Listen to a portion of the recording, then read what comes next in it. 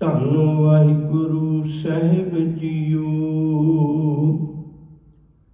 ਰਾਮ ਗਇਓ ਰਾਵਣ ਗਇਓ, ਜਾਂ ਕੋ ਬਹੁ ਪਰਵਾਰ। ਕਹੋ ਨਾਨਕ ਚਿਰ ਕਛ ਨਹੀਂ, ਸੁਪਨੇ ਜਿਉ ਸੰਸਾਰ। ਰਾਮ ਗਇਓ ਰਾਵਣ ਗਇਓ, ਜਾਂ ਕੋ ਬਹੁ ਪਰਵਾਰ। ਕਹੋ ਨਾਨਕ ਚਿਰ ਕਛ ਨਹੀਂ, ਸੁਪਨੇ ਜਿਉ ਸੰਸਾਰ।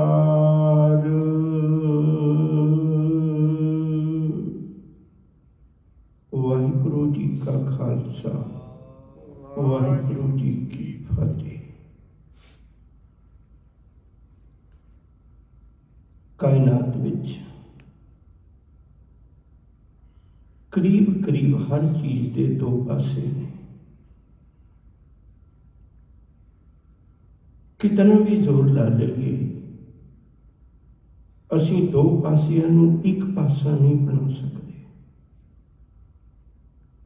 ਦਿਨ ਹੈ ਤੇ ਰਾਤ ਵੀ ਹੈ, ਧੁੱਪ ਹੈ ਤੇ ਛਾਂ ਵੀ ਹੈ,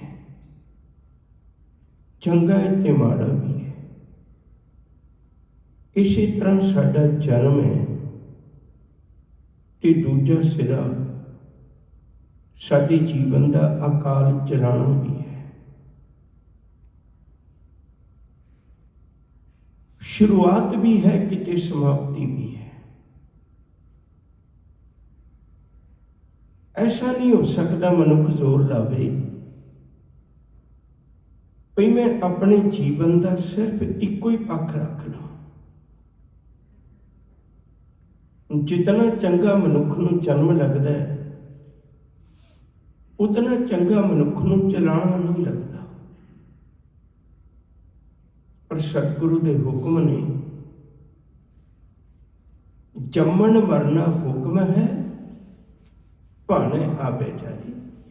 ਦੋਵੇਂ ਚੀਜ਼ਾਂ ਰੱਬ ਦੇ ਭਾਣੇ ਵਿੱਚ ਨੇ।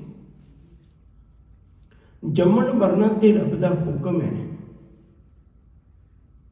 ਜਿਹਾ ਚੀਰੀ ਲਿਖਿਆ ਤੇਹਾ ਹੁਕਮ ਕਮਾਹੀ, ਕੱਲੇ ਆਵੇ ਨਾਨਕਾ ਸੱਜੇ ਉੱਠੀ ਜਾਣੀ।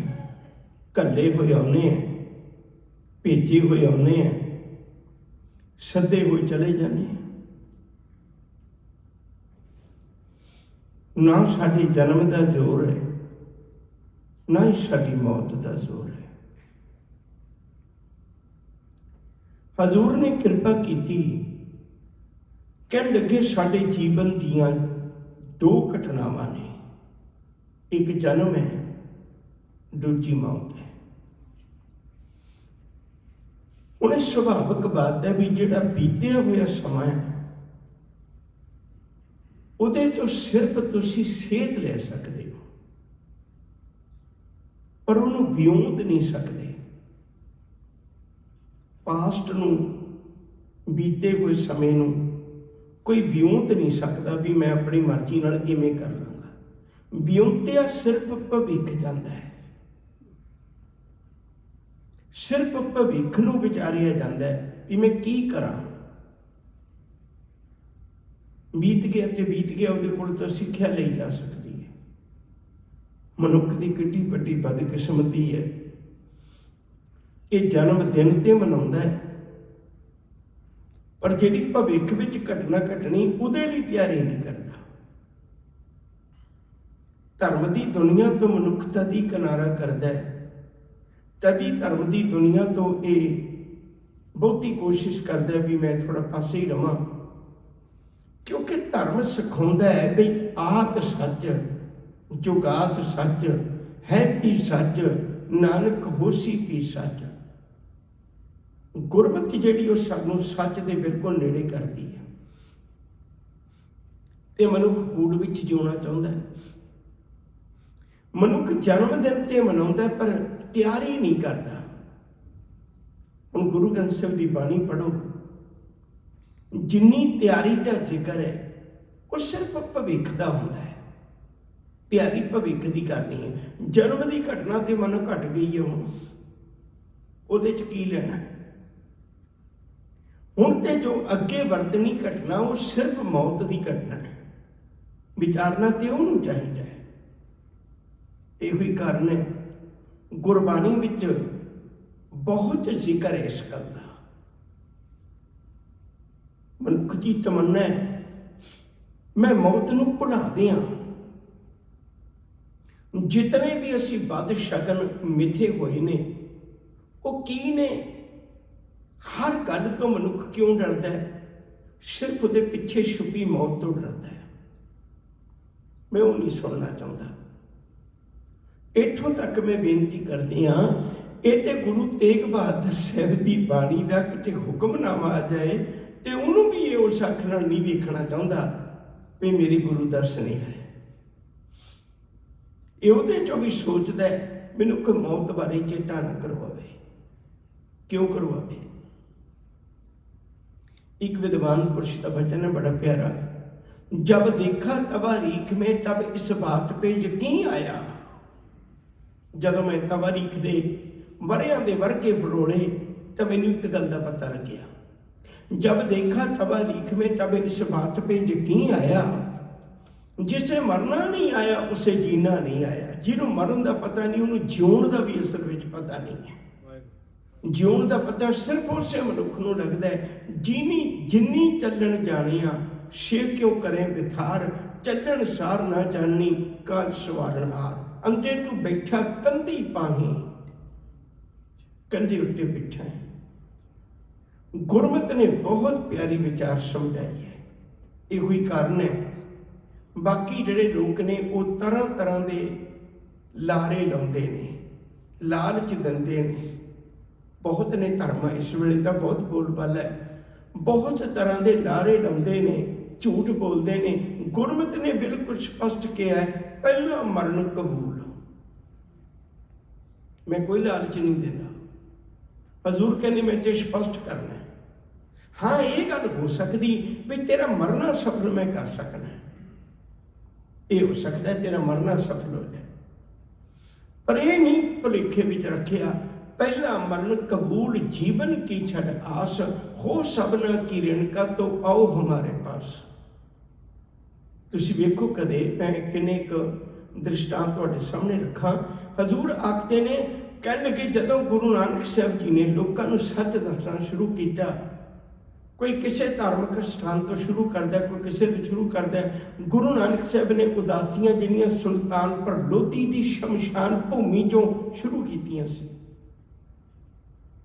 तेन पता हो भी मैं सच का पांधी है तो मेरे नाल इहदा वास्ता पैना ही है। आने वाली घटना तो मौत ही है ना जिंदगी की। ये तो डर ना, इनू कबूल कर, इसकी तैयारी कर। एक बेनती और करा,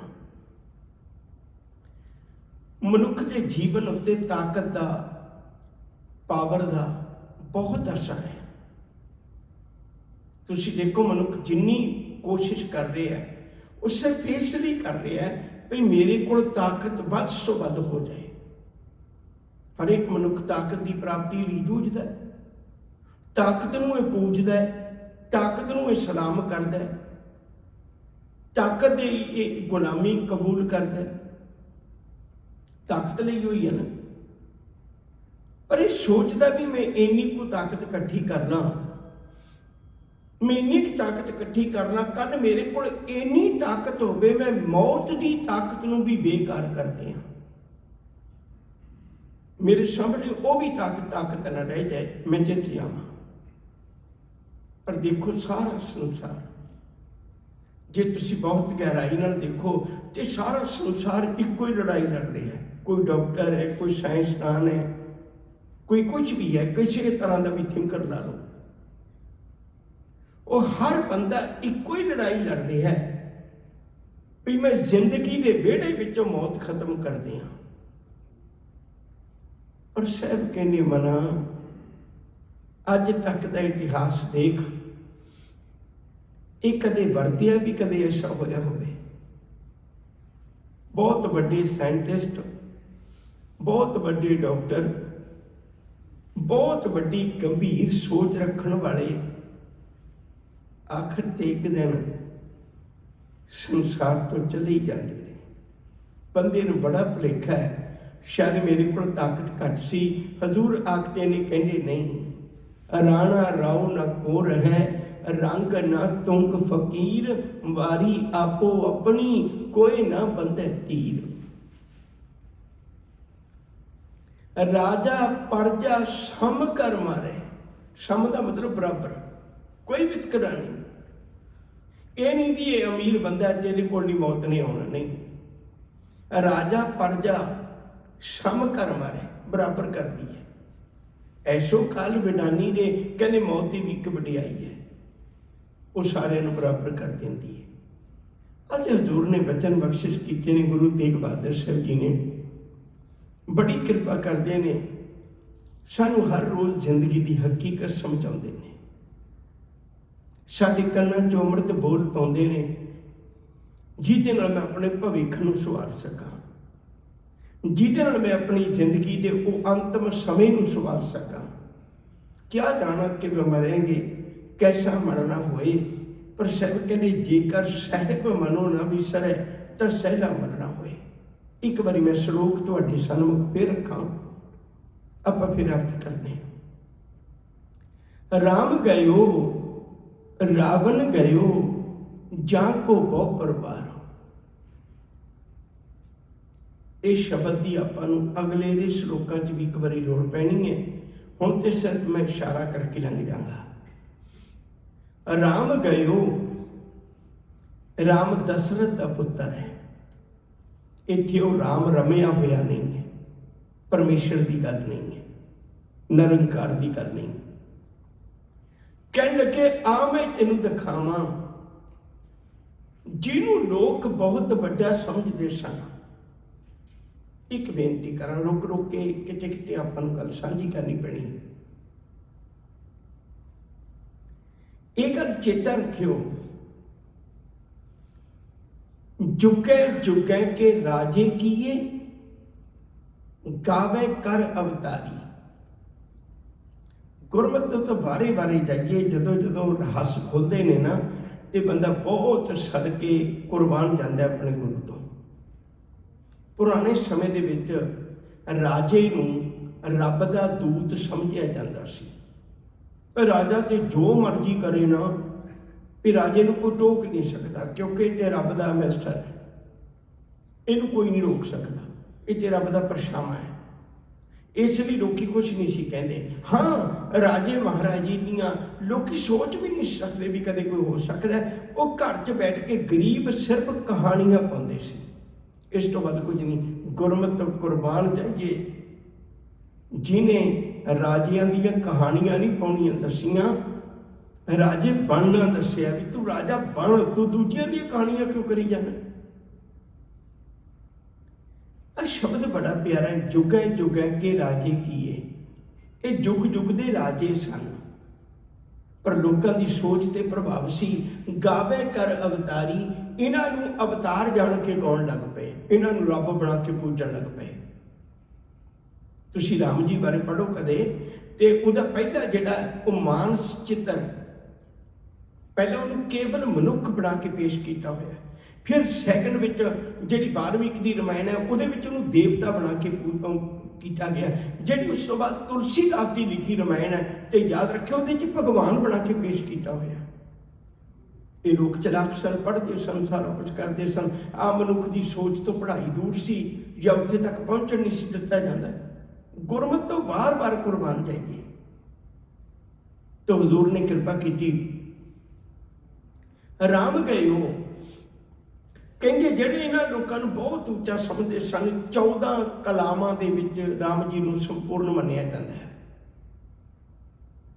ਐਡਾ ਬਲਵਾਨ ਸੀ, ਮਰਿਆਦਾ ਪੁਰਸ਼ੋਤਮ ਕਿਹਾ ਜਾਂਦਾ ਹੈ। ਪਿਤਾ ਦੀ ਗੱਲ ਨੂੰ ਮੰਨਿਆ, ਬਨਵਾਸ ਨੂੰ ਚਲਾ ਗਿਆ, ਪਰਿਵਾਰ ਨੇ ਵੀ ਕਿੱਡਾ ਸਾਥ ਦਿੱਤਾ ਹੈ। ਉਹਦਾ ਭਰਾ ਹੈ ਭਰਤ, ਉਹ ਰਾਜ ਨਹੀਂ ਕਰ ਰਿਹਾ ਵੀ ਮੇਰਾ ਭਰਾ ਰਾਜ 14 ਸਾਲ ਬਨਵਾਸ ਨੂੰ ਚਲਾ ਗਿਆ। ਭਰਤ ਨੇ कज़न है, भरत ने तख्त के उत्ते रामचंद्र जी दियां खड़ावां रख के राज किया है। इन्हां परिवार का भी साथ है। बड़े ध्यान नाल सुने शब्द नूं। ते इन्हां बलवान दिखाया होया भी जदों सीता दे सोमबर रचिया गया तो एक धुनश सी जिन्हों कोई चुक नहीं सकता। वो धुनश नूं एक हत्थ नाल चुक के ते इहने उहनूं सीता नूं भरिया सी। इहदा मतलब किड्डा बलवान है। लोकां दी सोच दी गल सतगुरु कर रहे हैं। फिर जंगलों में गया, उत्थे बंतर की सेना सेवी है मंथन जुझो पार, जेड़ा नाल इहदे हनुमान है उहदा भी जिक्र गुरबाणी विच ही है। दादी ले लंका गढ़ उपाड़ी ले रावण बन, सद विसाल आन तोखी ले हरी। इहदा अर्थ है कहते वो हनुमान ईडा बलवान इहदे नाल है भाई जिन्हें लंका गढ़ उजाड़ के रख दिता, रावण का बाग उजाड़ के रख दिता। ते एक जदों लक्ष्मण मूर्छा होया ते उहदे वास्ते एक बूटी लिया के राम नूं खुश किया। तोखी ले दा मतलब बंदा खुशी देनी, किड्डे किड्डे नाल ने दे। पर साहब कहते जिस दिन मौत आई ना मना ये चले गए, ताही तो रब ने लड़ सानू लाया। उहदी आपां रोज पढ़ने ना वो मरे न होवे सोग, उहदे लड़ लाया जिहड़ा मरदा नहीं है। राम गयो वो भी चला गया, रामचंद्र भी चला गया। रावण गयो एक होर उस वेले दे बहुत ताकतवर मनुख का जिक्र किया है। इसका जिक्र कबीर साहब ने रब्बी बाणी विच कीता होया, बड़ा प्यारा बचन है। लंका साकोट समुद्र सी खाई, जिहड़े बहुत वड्डे किले हुंदे सी उहदे दुआले एक खाई पट्टी हुंदी सी, विच पानी भरिया हुंदा सी भी दुश्मन जल्दी ना पहुंच सके। लंका साकोट समुद्र सी खाई, तह रावण कर खबर न पाई। क्या मांगो किछ थिर न रहाई, देखत नैन चलियो जग जाई। 1 लाख पूत 1.25 लाख नाती, नाती कहते ने पोते पोतरियां। 1 लाख पूत 1.25 लाख नाती, तेह रावण कर दिया ना बाती। वो तो केड़ी आस्ते बैठा मना, चंद सूरज जाके तपत रसोई। चंद्रमा ते सूरज भाप जी दे घर बड़ियां बड़ियां ताकतां भी गुलामी करदियां ने। चंद सूरज जाके तपत रसोई, बैसंतर जाके कपड़े धोई। उहदे घर में एडी वड्डी ताकत है। पर साहब कहने मन भुल ना जाए, अज उन्हों का कोई ना थे भी नहीं है। राम गयो रावण गयो, जाको बहु परिवार। उन्होंने किड्डे किड्डे परिवार सी, किड्डे किड्डे उन्होंने किले सन, किड्डे किड्डे उन्होंने राज सन, किड्डा उन्होंने दुनिया में नामना सी। वो चले गए। एडा वड्डा सच वरतिया तेरियां अखां के सामने, मना तेन फिर भी यकीन नहीं आता। ये तुसीं बहुत बारी सुनिया होगा भी रावण ने काल जिहड़ा अपने पावे नाल बन्निया होया सी, मिथ सी। ये उन्होंने प्रगट किया होया सी। काल का मतलब मौत। उन्हें मौत अपने पावे नाल बन्नी हुई सी भी चलो मैं कहां मौत आवे, जे ना कर ते ना आवे। पर वो भी चले गए। गुरमत कैसी प्यारी है। सतगुरु कहते ये लड़ाई ना लड़ भी मैनू मौत ना आवे, बल्कि ये कोशिश कर भी मालिक जी जदों तक मौत आवे ना उदों तक मैं इत्थे तक पहुँच के आवां। जय मरने सब जगत तरासिया, तरासिया का मतलब डरिया। सो मरना गुर शब्द प्रगासिया, मैं समझ लिया होवे। जिन्हां ने समझे है, गुरु नानक साहब जी ने 7 दिन पहला गुरगद्दी गुरु अंगद साहब नूं दे दी। सिख जगत विच बड़े उगे उगे कथावाचक बैठे ने, बहुत यूनीवर्सिटियां च विद्वान बैठे ने, पढ़े लिखे बैठे ने। की तुसीं सुनिया भई उन्हां 7 दिनां च गुरु नानक साहिब दे घर कदे वैण पए होण? पता है गुरगति दे दित्ती, पता शरीरक चोला छड्डण दा वक्त आ गया, पर कोई रुदन नहीं, पता है भी जाना है। आ है सिक्खी आ चीज है। गुरु अंगद साहब जी ने गुरगद्दी दे दित्ती, पता है भी शरीर कचोला छड्डना है। गुरु अमरदास जी ने तो अपने परिवार को बिठा के बकायदा समझाया, भाई मेरे तो पिछों करियो कि रोयो ना बिल्कुल भी। सतगुरु भाने अपने बह परिवार समझाया, बह परिवार सदाया, मत में पिछे कोई रोब सी सो मैं मूल न पाया। जिंदगी के सच नूं समझना। राम गयो रावण गयो, जाको बहु परिवार, कहो नानक थिरकश नहीं, सुपने ज्यों संसार। लुकमान कहते ने दुनिया का सब तो सियाणा वैद सी। जदों चढ़ाई करन लगा तो भज के उहदे शागिर्द जिहड़े उहदे कोलों वैदगी सिखदे सन, वो भज के कोल आए, बई तुहानूं तां सारियां दवाइयां दा पता, तुसीं फटाफट दसो असीं किहड़ी दवाई मिक्स करके फटाफट तुहानूं लिया के दईए। वो लुकमान फकीर हस पिया, कहण लग्या कमाल है, दवाइयां सारियां जिंदगी दियां ने, मौत की कोई दवाई नहीं है। ये तो जिंदगी दियां ने, जिंदगी है तो दवाई भी काम कर जाती है। जे जिंदगी खत्म होगी ना तो कोई दवाई काम नहीं करती। मेरे जान का वक्त हो गया, हुण कोई दवाई नहीं। तो गुरुदेव सच्चे पातशाह बड़ी प्यारी बात समझाते ने, कहण लगे देख किसे मनुख दे कोल भावें दिमागी ताकत होवे, भावें पैसे की ताकत होवे, भावें पदवी की ताकत होवे, कोई एक बंदा दस, दुनिया चो एक बंदा चुन के दस जिहदे कोल ये ताकत होवे भी अपना सुपना ना टुटण देवे। कोई पढ़िया लिखिया होवे, वो कोशिश कर सकता है मेरे सुपने ही ना टुटे। कोई राजनीतिक बंदा हो सकता है, मैं एड्डी वड्डी पदवी ते मेरे सुपने ही ना टुटे, सुपना बहुत वधिया है मैनूं। है कोई दुनिया च अज तक बंदा जम्मिया जिहड़ा सुपना टुटण ना देवे? सुपना दे आख टुटना ही है मना। तो साहब ने जिहड़ी तशबीह दित्ती है, जिहड़ी एग्जाम्पल दित्ती है, जिहड़ी उदाहरण दित्ती है जिंदगी की, वो कहते सुपने वर्गी है। जे सुपना टुट ही जाना है तो मना फिर तैयारी कर ले, एक ना एक दिन उसने भी बूहा खड़काउणा ही है, उन्हें आना ही है। बाकी सब चीज़ां हो सकता है लेट हो जान, भुल जान, सब तो अपनी पहचान बदला लवें, सब नूं धोखा दे देवें, पर यह धोखा नहीं दिता जाना। कहो नानक थिर कश नहीं, कुछ भी स्थिर नहीं, सुपने ज्यों संसार।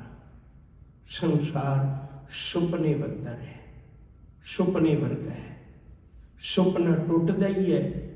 तो सच करके जानियो, जिंदगी की एक दिन ये हकीकत साडे सामने आउणी ही है। केड़ी?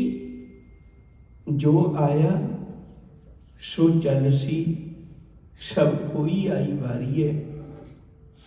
जिसके जी प्राण हैं क्यों साहिब मनो विसारी है। मरण तो सिर्फ वो डरता है जिन्हें अपनियां जिम्मेवारियां नूं पूरियां नहीं कीता।